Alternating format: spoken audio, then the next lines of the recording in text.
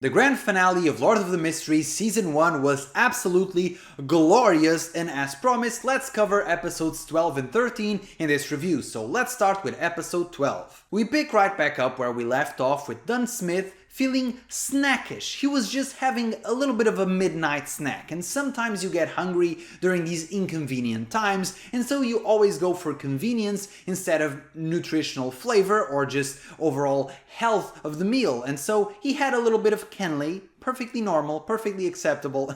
Okay, jokes aside, I think this plot point was actually one of the things I liked the least about the duo of the final episodes. I don't understand why Dunn, who knows that Klein is very astute, very observant, very intelligent, always noticing things, I don't understand why he just didn't outright say that he was going to eat Kenley's beyond their characteristics. Because later in the episode, this is revealed after Klein has these very tense moments where he's actually suspecting Dunn Smith, and this just comes off as weird because the reveal was relatively anticlimactic. He asked for guidance from Dali, and Dali told this to Dunn, and Dunn just outright said the truth, that he either has to consume the beyonder characteristics of those in the same pathway or deliver them to the church, which is reasonable, but he didn't really, at least in the Donghua, maybe there's some context that was cut here from the novel, but in the Donghua there didn't really appear to be any secrecy, or it isn't like the church really asked him to keep it a secret or to tell nothing to the other Nighthawks, so this felt a bit weird and unnecessary. We then go into Kenley's funeral, which is the second out of 3 funerals in a 13 episode season, which is just a lot. I expected Lord of the Mysteries to be more lore and mystery heavy, which it is. I just didn't expect it to be so aggressive with its writing off of characters. And honestly, I think it really works for this series because it makes the stakes feel so much higher. You never know when a character is just going to say its final goodbye, and everything always feels super tense and engaging, so I do enjoy it. Having said that, I will reiterate what I said in my previous review. I have nearly no emotional attachment to Kenley as a character, and so this funeral didn't hit as hard as Old Neil's or the one we get in the final episode. The presentation was gorgeous as usual, but this one didn't hit nearly as hard because I don't know what happens in the novel, if there was a lot of context cut from it, maybe there was, but at least in Donghua, Kenley was not really explored at all as a character, or either what his personality was like or what his relationship to Klein was like. I wouldn't really be able to tell you much about Kenley, so this was once again very well presented, but emotionally speaking didn't really quite hit for me. Klein and Leonard then find a letter directly from Lanevus, just essentially making fun of them, saying that they already fell for the trap he has set, and normally I would find this a bit cartoonishly evil for a series where usually the scheming and the storytelling is a little bit more cerebral than this, but he is a Sequence 8 swindler and he is a worshipper of the one true God, so it makes sense that he's a little bit kooky, he's a little bit more evil than necessarily cerebral. So I think gloating and making fun of our protagonists makes sense and fits the character and really sets up the scene that is to come. Because to the Nighthawks headquarters, out comes Megose, our favorite pregnant lady, who seems very radiant and happy with the baby, and I'm sure everything will be fine with her pregnancy. And Klein finally has the instinct to use spirit vision on Megose to see what is going on with the baby, and he sees that it's a very big baby. It's so big, it is overflowing with evil and madness. And no, it is actually the one true creator that is being bred inside her belly. And if that comes out, it's going to be a very, very big problem for Tingen. Also, I do have to note, I love this cheesy trope of a character not even being able to look directly at the enemy because he's so powerful. It's so cheesy, but I love it so much. And even though we didn't really get to know her much as a character, or it's not really part of the main cast, I really think that Megose's backstory is very sad because she retells how she met Lanevus, and it's clear from the very beginning that she was just targeted for being very naive and easily impressed. She never really did anything wrong, she was just going along for the ride and being manipulated all the way through. She was just a useful idiot being used, and it's very sad that she was a completely normal girl being used for such nefarious purposes. She then starts going just a little bit crazy. She starts tearing out her hair and she has wounds on her face. And listen guys, pregnant women can get a little bit emotional sometimes, okay?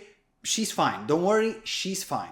While Leonard is taking good care of the nice pregnant lady, Dunn, Smith and Klein are rushing through the Janus gate to find some tools to help fight this demonic baby that is going to come out at any moment. And I don't know, and once again, I now have to rewatch the entire first season to really look for the clues that were scattered throughout the episodes. I don't know if it was always like this and if I just didn't notice it or wasn't conditioned to notice it, but here it was very, very conspicuous, very suspect. It's clear that Dunn Smith was being manipulated or sort of guided by someone or something, because he just had this weird look in his eyes, this weird glint, and then you saw this white feather, and then this whisper, Saint Helena's ashes. And it's clear that someone was directing him toward that. And here it was very, very suspicious in the way that it was done. And it was very obvious. And maybe it was obvious the entire time. I now have to rewatch the first few episodes, but I really enjoyed the way it was done. Leonard's schizophrenia, the voices in his head, you know, he's just a little bit crazy, a little bit of a goofy guy, but he's a good guy. We enjoy Leonard. And the Shadow is telling him to leave because this is about to blow and it's going to be very, very damning. And meanwhile, Megose is tearing out her hair. She's even more bloody now. She's twisting her eyes in a weird manner. And all I have to say is, I know you guys may be worried, but trust me, pregnant ladies can be quite neurotic. She's fine. Dunn explains what really happened to Klein and clarifies that he's not a vampire or a mutant, although that bit of exposition will likely come in handy later in the story, but he explains that the characteristics of a Beyonder never really disappear. They have to be consumed or sealed or stored somehow.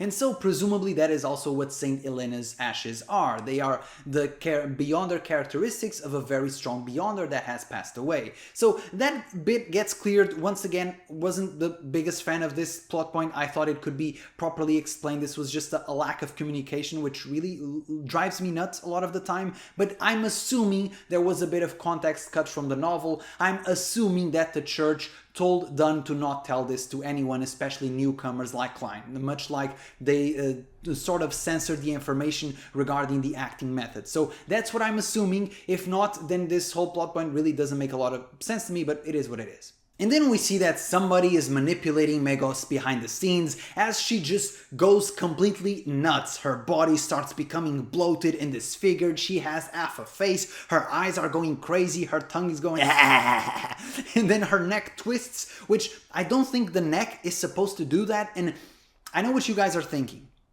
but listen, women sometimes get very nervous during the pregnancy, and she's just having a moment, okay? We've all seen pregnant women like lift cars and whatever and do these impossible feats because of the power of the love for the baby. So even though the neck twisting may be a bit worrying, she's fine. Megose is totally fine. Episode 13 then resumes the fight against Megose as she's just going, crawling and destroying the Nighthawk's headquarters, and once again, one of the eyes even pops out of the socket, and that's a bit troublesome, but she's just having a moment, okay? It's just a moment she's having. She's fine. And so the main trio of the Nighthawks, Leonard using the Blood Vessel Thief, Dunn Smith using Saint Helena's ashes, and Klein using his Sun God charms, which he so sneakily acquired, they fight off against Megose. And as everything seems to be finally working, unfortunately, it doesn't, because Klein gets counterattacked and sliced right in the heart. So despite using one of the powerful Sun God charms, it seems the fight is not over yet. In the middle of all of this chaos, we see a very suspicious priest approaching. And this, obviously, those who were paying enough attention, we immediately assume it's the guy that was referenced a few episodes ago, the guy who defected from the Nighthawks. But even if that wasn't obvious, even if the viewer doesn't remember that piece of information, one has to assume it's the mastermind behind all of this, because if he is an ally, then my goodness, with allies like this, who needs enemies? The dude is aura farming. There is no urgency whatsoever in his steps. The dude is walking as slowly as possible, just looking stylish, cool, calm, collected, while everyone is fighting for their lives, and he's just taking a stroll throughout Tingen. No urgency whatsoever. The fight is turning ever more dire, with Leonard getting knocked out, Klein using his fancy clown moves and all of the agility he can muster to try and dodge the monster, but he is not strong enough by himself, and so Dunn has to step up. When all hope is lost, Dunn marches onward and does one of the most gnarly and coolest moments in all of fiction. He tears his own heart out. Strengthened by the souls of his fallen allies, with everyone besides them. The scene is gorgeous, visually speaking. You see the flowers and the souls. The entire moment is beautiful, and he uses his own heart as fuel for Saint Helena's ashes to gain newfound power to be able to seal Megose. And this entire scene is so gorgeous and so emotionally impactful, because once Dunn does the move, you know he's not coming back. And I don't know about you guys, but he was arguably my second favorite character after Klein, so this really hit hard, and so you know this is the final move. There's no coming back from this, and that's why it's so impactful. He encourages Klein to stand up and use the last Sun God charm, which he does, and so the monster is eradicated. It literally just blows up, completely disintegrated. Those charms are quite powerful. Thank God Klein had 2 of them. And this entire scene was just the perfect payoff, not only from an audio-visual standpoint, but also from a narrative standpoint. This was just beautiful. And so they have succeeded, but at what cost? They have saved Tingen, and Dunn goes out with a wink, which really fits him, because he's always been so calm and collected, always the sturdy one, the rock, the pillar of the Nighthawks, and it's just such a fitting end. And as things look bad, they get even worse, because our main character is fisted from behind. And then we get the reveal that connects all of the coincidences throughout the season, that this magical Quill, this sealed artifact, was orchestrating all of this behind the scenes to get to the exact moment where Dunn was at its most vulnerable and in the most danger to use Saint Helena's ashes so that they could be consumed by Ince. And it's such a shame that Dunn was compromised by his own dignity, by wanting to honor his fallen comrades, because by eating the Beyonder remains, I'm assuming he gets a bit stronger eventually, but not as strong as he would if he just jumped to the next sequence, because as we've seen, those are very exponential jumps in power. And so by resetting his potion digestion, he became vulnerable enough for the Quill to manipulate him, and that was the end of it all. And it's very tragic, but also very fitting as a character. And I think that nothing can be taken away from Dunn. Regardless, obviously retrospect is whatever, right? But I think for what his character was, he did the right thing. And he always stayed true to himself and true to his comrades. And this was very tragic, and now it's up to Klein to get revenge for him. The entire orchestration of events was also very curious, as narrated by the Quill itself, who is sentient. The Quill notices that Klein surviving was very amusing, which, okay, is interesting, and even the Quill seems to be somewhat unamused or displeased with Ince. The Quill doesn't necessarily care a lot about him, it seems to have a higher purpose, so that is very curious as well. I also really enjoyed that they noted the true creator noticed all of the coincidences and knew something was fishy, but because it fit his agenda, he just went along with it. He didn't really care if he was being used or manipulated. As long as it benefited him, he helped it out anyway. And so I thought that was very interesting as well. Sometimes these very strong entities may have colluding agendas where they each want a different thing, but as long as their interests intersect for a little bit, they will sort of collaborate. And so the evil priest Ince Zangwill goes from, and I quote, "that pathway sequence 5 gatekeeper to Evernight pathway sequence 4 night watcher." And the narrator just hypes him up like crazy. He says he is now half human, half god. So wow, sequence 4 is already half god. That seems quite a strong enemy, and once again, the jumps in power between each sequence are crazy. The power growth is just so exponential in this series. We get some other developments, like Leonard wanting to join the Red Gloves, presumably for seeking revenge, and then we get Klein's siblings, who are completely innocent, completely oblivious to any of this, and they are saying there's no way anything happened with Klein, he's just a history consultant, and unfortunately that is not the truth. Klein is much worse than that. He is a clown. And we get the third funeral in the first season, which is crazy, this time for Dunn Smith and Klein Moretti, and I'm just thinking at this point, as a viewer, okay, I know for sure that Klein survives. This is not one of those deals where you switch the main character halfway through the series, because we know that, for example, the Sun storyline, the Sun as in the member of the Taro Club, has yet to be resolved, and that has been set up for future seasons. So I know for sure Klein is surviving, just how at this point? And I'm thinking, okay, so he's actually been buried, so is this a time loop scenario? Are they going to go back in time? Maybe that is just my ReZero bias, but apparently no, Klein literally just dug himself out of the grave, which, okay. This entire revival sequence is very strange and very mysterious because, first of all, they are whispering, Hornashisu, Hornashisu, and isn't Hornasis the mountain range in which a certain treasure is buried? That plotline was never really followed up on, but that's a bit strange. It's not a name of a character or a name of a sequence or a name of even a power like the Grey Fog. It's a name of the mountain range, which was just peculiar to me. Like, it's like whispering, the Alps, the Alps. Okay, well, what's going on here? And Klein gets revived not with a magical power of some sort descending from the heavens, but with this sort of Wolverine-like regeneration, which was exactly what happened in the first episode, but this time it confuses me because let's assume they did a very quick funeral. Let's say it was like 24 hours later or something, the next day. It was still okay, so he regenerated 24 hours after. Like, why did it take so long? Why wasn't it immediate if he has some sort of immortality? Is there a timer on it? Is there a power that gets depleted the more he uses it? Like, what is going on here? Because I would expect perhaps the regeneration to either be immediate or just a little bit time after, not an entire day. That was very strange to me. And so, using divination, Klein determines that his next step is the one where Ince Zangwill is, where Lanevus also is, and where he will get stronger, which is Backland. And I got my prediction right. I expected us to leave Tingen to another location. I just didn't expect it to be this way, and for him to assume a new identity of Sherlock Moriarty, which is, by the way, such a hilarious reference to people who are actually isekai. That was super funny, the name.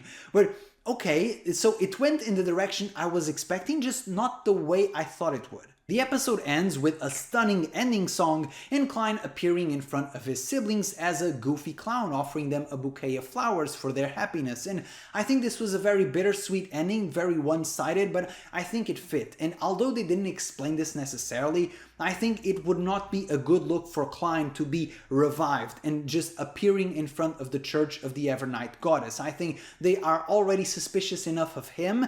I think it would not go well for him. So I'm assuming that is the logic behind getting a new identity and moving cities and not telling anyone about it, which, to be fair, with the information we have as of this moment, I think he's making the smart choice. Overall, I thought this season was extremely good. To be completely honest, I was very hesitant coming into Lord of the Mysteries because so many people were gassing this up so much online, and I have seen so many hype flops. So many hyped series that just didn't deliver, or just didn't deliver to that level. Even if they're good, sometimes they're almost crushed under the weight of expectations. And so I came into this with very middling expectations, just wanting to check it out without wanting to be too harsh on it. And honestly, I absolutely loved it. And I thank myself for not having too big expectations, because I think the initial episodes were a bit convoluted, a bit confusing, a bit too rushed, honestly, to get to a certain point in the story, which I do understand.